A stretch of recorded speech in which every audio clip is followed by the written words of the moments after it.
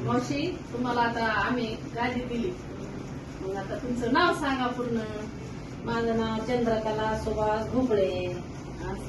गादी घेऊन झाले 8 दिवस. असेल का? मग तुम्हाला आता गादी द्यायचं म्हणजे ह्याच्या अगोदर कसं वाटत होतं आणि आता नंतर कसं वाटतं? गादी घ्यायच्या अगोदर माझं लय दुखत होतं, मी रोज रडत होते. हात, पाय, कंबर, डोकं, मनका दुखत होता.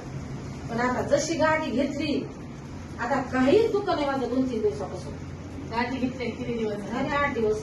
8 दिवसात तुम्हाला असा फरक पडला? 8 दिवसात असा फरक पडला. मग आता काहीच दुखत नाही. तर रोज हातापायाला कपडे बांधायला लागतात, पायाला, हाताला, दंडाला.